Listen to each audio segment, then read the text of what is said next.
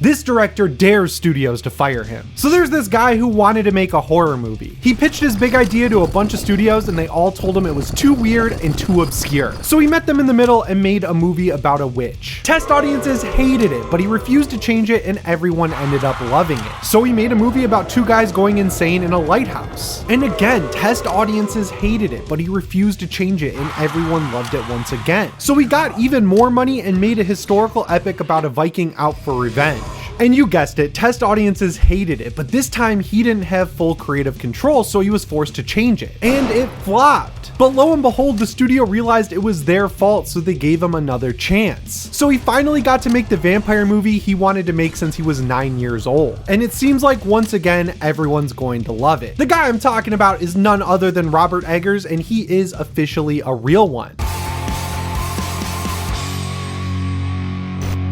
Before I tell you all about the historical horror master that is Robert Eggers, I gotta pitch you my Patreon. I know this stuff is super annoying, so I appreciate it if you're listening. I had to make a Patreon because YouTube's copyright system just sucks. Ad revenue is also at an all-time low, so the biggest way you can help me out is by at the very least subscribing to my Patreon, which is completely free. And if you enjoy the videos and you want the director's cut, which has all the movie footage, the music, me swearing, and everything like that, you can toss me just $4 a month. Robert Eggers is one of the most interesting guys working in movies right now. It's honestly kind of insane how well known his movies are because they're so dense and full of historical lore. They're like those movies you hear about from that one guy you went to high school with at a Christmas party who was a film buff and you're like, oh yeah man, I'll check that out, but you're never gonna check that movie out. But a ton of people watch his movies. Like my wife's friends who don't watch movies, they asked me the other day if I've seen The Lighthouse, and that absolutely blew my mind. And look, I get it. The term elevated horror is sort of like a dirty word you're not supposed to use, but when I look at his movies, I see them as elevated horror. I mean it as a term of endearment. When I watch The Witch,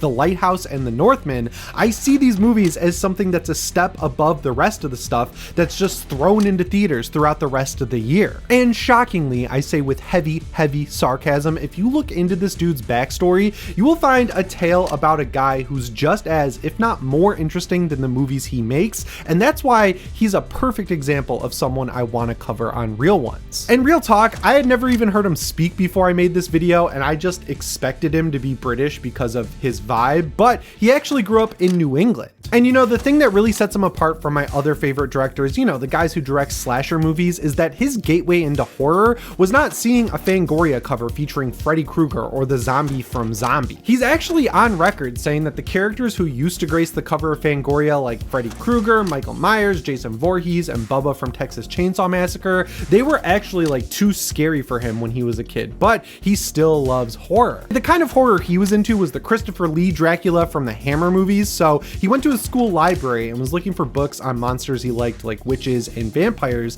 and he pulled out a book that featured Nosferatu, and he was blown away. From that point forward, he was hooked on monsters that were drawn from real folklore, and that's what set him on the path of directing movies himself. He went to an artist college in New York City to up his directing chops, and once he got a few short films under his belt, he started working on a feature film. But when he took his ideas to different studios and financiers, they all told him the exact same thing. It was too weird and too obscure.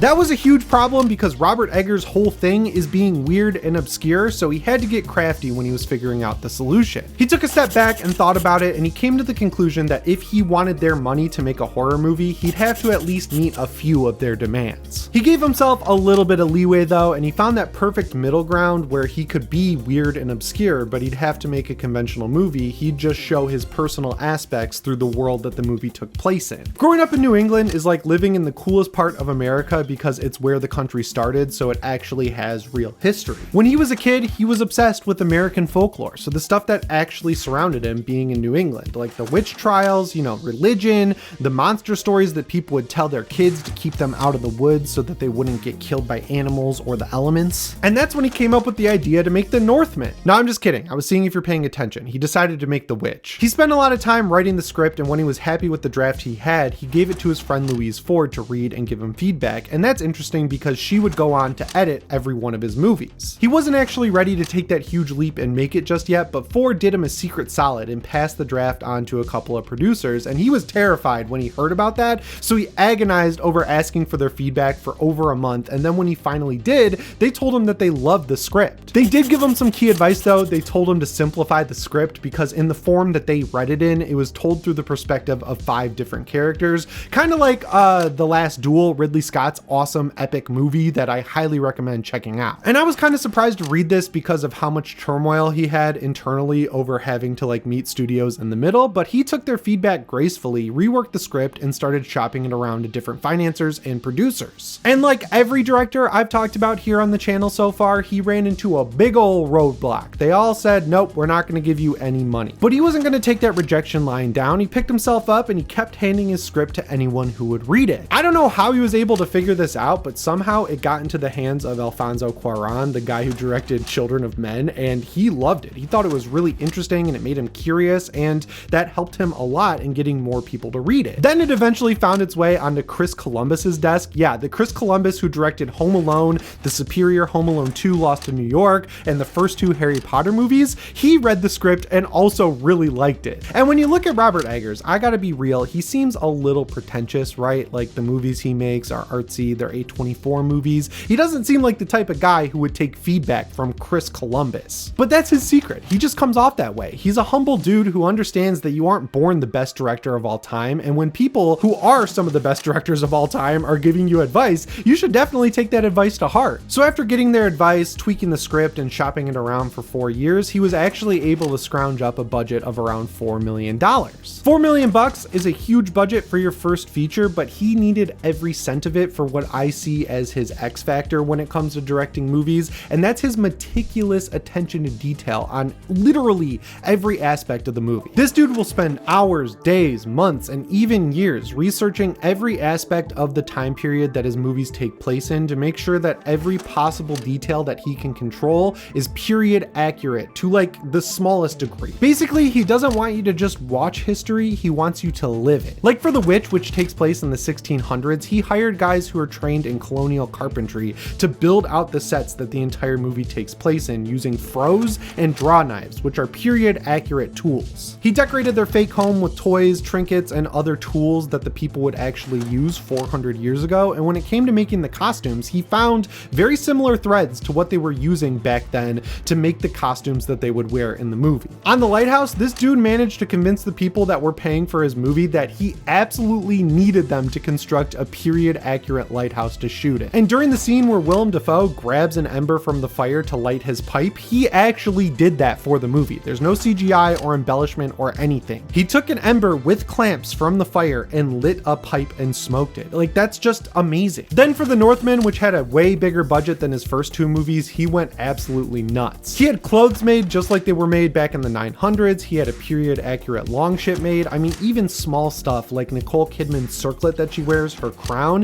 He developed lore that it could have been stolen in a raid by her husband because it was actually of Finnish design and not Northman design. And finally, with Nosferatu, he went as far as to use real trained rats. I'm talking 5,000 real life rats who were crawling around this 5-city block set he had created, the moor lines up to the ship he had created, and even Count Orlok's tomb. I cannot believe he was able to convince the actors to deal with that because rats are incontinent. So when they're crawling all over the actors, they're just letting it go. It must have absolutely reeked on those sets. Just to really hammer home how laser focused on being period accurate this guy is with everything, the costumes that Aaron Taylor Johnson and Nicholas Hoult wear in the movie, they have corsets on underneath those costumes. And you never see those corsets throughout the entire movie. So why include them, you ask? Well, because those characters, if they were real living back then, they would have been wearing corsets underneath their suits. So clearly the actors have to wear corsets underneath their suits. It's like with every movie he makes, he's looking the studio dead in the eye and saying, I dare you to fire my ass. And then when the movie comes out, it does awesome. And they're like, you were right. I hope this is blowing your mind as much as it is mine, but if it's not, I promise you didn't just sit through 5 minutes of me gushing about his sets for nothing. It has a point. When he puts in all this time, energy, and effort to build out real sets that are built the same way they were in whatever time period he's filming the movie in,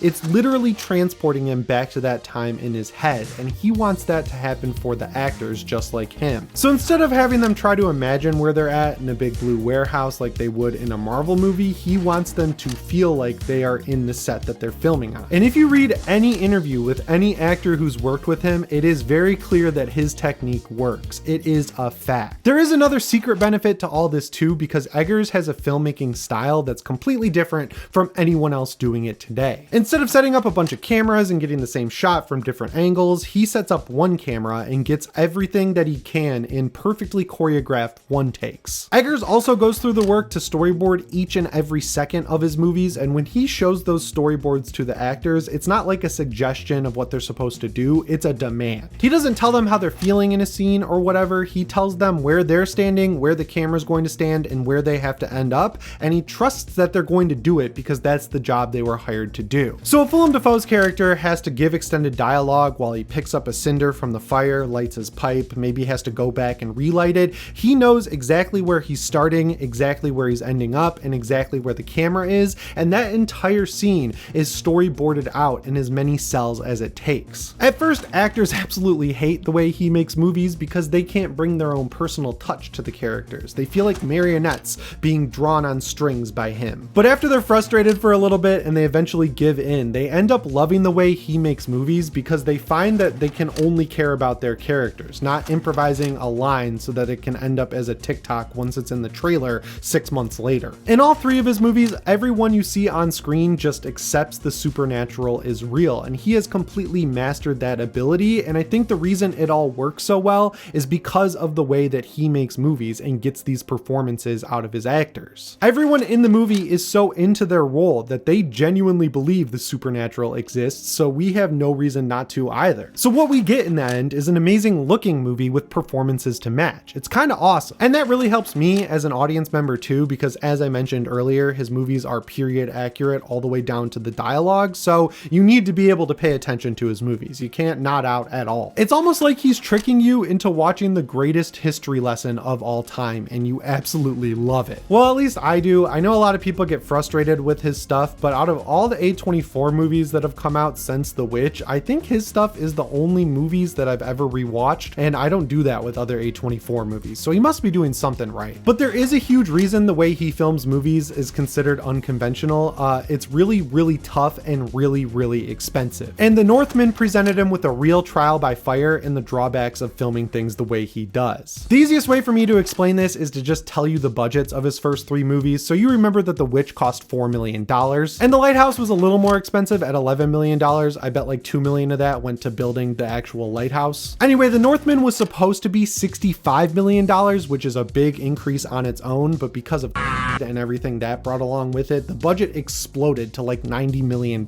So that is a massive jump in scale from the first two movies to the third one, and to be fair to Eggers, you immediately feel that jump in scale with the Northman. It's basically like if David Gordon Green went from directing Halloween 2018 to Gladiator. And since the financiers offered to give him that much money, they took away one of the perks that he had on his first two movies, which is called Final Cut, and that's just fancy movie talk for he had to listen to the studio when they gave him notes. With The Witch and The Lighthouse, the movie we saw on screen was the director's cut, but with the Northman, when the studio gave him notes, he couldn't just crumple them up and throw them in the trash and say, "F you." He had to listen to them. And all jokes aside, I think that was fair, because when a studio is giving you that much money and expecting a product in return, compromise, it's not really optional, you know? But when you shoot your entire movie with one takes, a note that would normally be really simple, like shorten up the intro and make it more snappy, becomes a lot more difficult because you have no coverage. You can't just cut around things and switch to a different angle. So yeah, he was in a weird spot. He had to figure out a way to keep his vision intact, also make the studio happy by following their notes, and make them even happier by returning a profit on the movie, which is clearly a lot harder to do when you're working with $90 million instead of 4 or 11. But this is where his ability to listen and learn came in clutch, because his co-writer Sion, I hope I said that right, told him, "Look man, if you're making a movie, you're gonna get notes from the studio. It's not just your job to literally implement them, you gotta figure out how to do it creatively so that it works for your movie. If you can't do that, you're fooling yourself if you think you're a good director." So he didn't bitch and moan about it. He got to work and fixed the movie and made it good. He was proud of his work to the point that he calls that the director's cut, just like The Witch and The Lighthouse. But when the movie released, he hit another roadblock. Because of the exploding budget, and when it came out, you know, people weren't really willing to go back to theaters yet, it essentially just broke even. And since his movies are built around being weird and obscure, and they're really more expensive than they kind of technically need to be for what they are, it hurts him a lot more if a movie is not successful than it does someone who's making the upteenth Blumhouse movie that's going to come out this year, set in a single location that has no action scenes. You know what I'm insane? There was a real chance that after his third movie, the industry could turn on him and then he'd have to go through the whole redemption arc where he goes away for 10 years and then comes back and makes the movie he always wanted to make, and it's amazing, and he says, "You were wrong, Hollywood, you should have trusted me." But that just could not happen to Eggers for one key reason. His whole career, the progression of it from The Witch to The Lighthouse to The Northman, that was all very calculated from the very start. Every movie he made was all about learning a new specific skill or technique that he could then take and combine later on when he eventually got to make his white whale, Nosferatu. The Witch was him learning how to make a movie where Satan is the villain and is present in the entire runtime, but you never actually get to see the monster. The Lighthouse was an opportunity for him to make a movie where the main characters become the monsters as the movie progresses and they slowly go insane. And then with The Northman, he had to figure out how to make a historical epic on a scale much bigger than anything he had ever made before without losing his personal touches, like insane historical accuracy, really well-made sets, really well-made costumes, and even period accurate dialogue. So with The Northman coming out and only managing to break even, I'm sure he was crushed inside, and I absolutely understand why. But this is where he gets an insane stroke of luck. Like, this is unheard of type shit I'm talking about. It turns out that the people who funded The Northman are like the only studio in history who have the ability to take accountability and not say, oh, everything that went wrong is 100% the director's fault. Maybe some of it is our fault too. They understood that the exploding budget, the notes, and everything else that went wrong could have also been put on them just as much as it could have been put on him. So when Eggers came back and asked if they would produce his Nosferatu movie, they looked him in the eye and they said, hell yeah, dude, go for it. This video is definitely a little weird for me because it's about a movie that hasn't come out yet, but going by reviews, it seems like he once again did it. Like, people really like this movie. I'm not willing to call it a guaranteed success though, because if you haven't noticed, vampires are not slaying it at the box office like they used to. Radio Silence, for example, came off an awesome 3-picture run with Ready or Not, Scream 5, and Scream 6, and then they put out Abigail and it absolutely bombed. And then in 2023, Renfield, which stars Nicholas Hoult, came out and it was awesome, but it absolutely bombed as well. If you watched my last video on the creator of Terrifier, Damien Leone, you're probably thinking the same thing I'm thinking. Long story short, when he wanted to turn Terrifier into a feature film from the short films he had already made, every studio told him clowns can't sell a movie, and here we are in 2024 and Terrifier 3 just made $85 million. So yeah, while technically speaking, vampire movies aren't the safest bet for Hollywood right now, the lesson that they refuse to learn is that it just takes the right vampire movie to bring that subgenre back. So I have full faith that Robert Eggers has another win under his belt with Nosferatu. But like, even if it bombs, that was his white whale. He got to make it. It's got incredible reviews. Everyone who sees it seems to like it. So he has a lot of stuff he can be happy about. I gotta be honest with you guys for a sec. When I was making this video, I was definitely judging the book by its cover when it comes to Robert Eggers. I was so caught up in my preconceived notions that Eggers is like a letterbox filmmaker. You know who I'm talking about, the people who care more about their vibe than the actual movie they make. But once I started reading interviews with him, I was instantly won over. Like 2 sentences into the first interview I read, I was like, I love this dude. He is completely 100% self-aware. He is fully aware of the fact that his movies might make him look a little film snobby or pretentious. The key difference between him and a lot of other people who have that disposition is that he genuinely does not give a